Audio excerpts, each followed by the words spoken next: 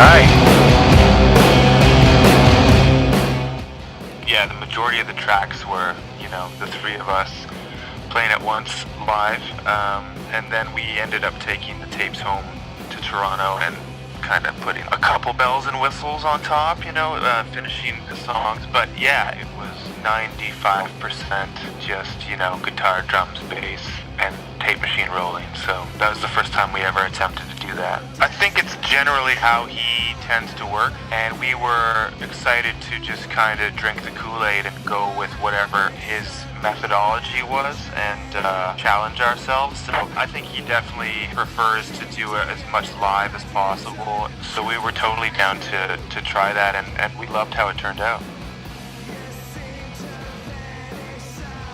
When it comes to writing lyrics, which is usually the last thing I do, I tend to write in a way that is it's a little bit cryptic.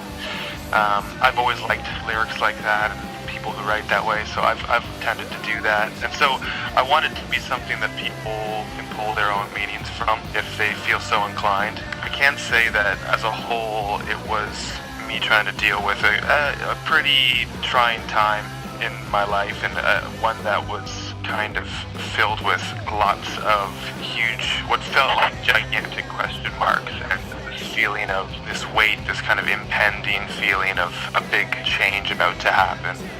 So that's my sort of vague translation for you. I've never intended to spell it out or to create this point A to point B narrative. It's very much like postcards or snapshots or a frame in a movie or something. It seems to be the way my brain works.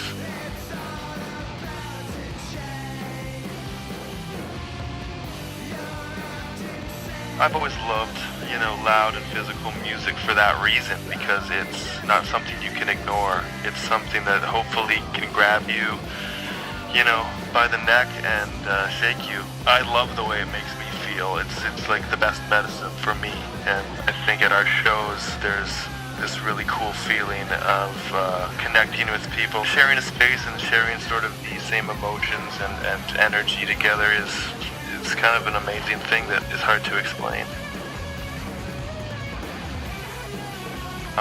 I think it is always on our minds how are these going to connect with the crowd, but also how are three of us on stage going to be able to perform these in a kind of a pure way. We try to keep it as minimal and effective as possible, so a lot of the studio trickery and things we try to keep to a minimum so we don't have to try to replicate it on the stage. I think sometimes if you've got too much going on, it can take away from the impactfulness of the performance.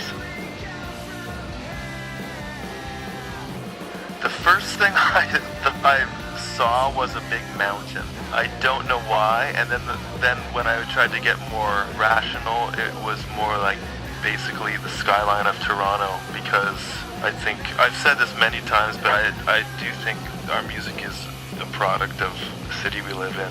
Frantic sort of feeling that I get here. I mean, I love it here, and I also feel like it can be a really harsh environment and a toxic place if you don't get your head right. So I've always connected our music with this city.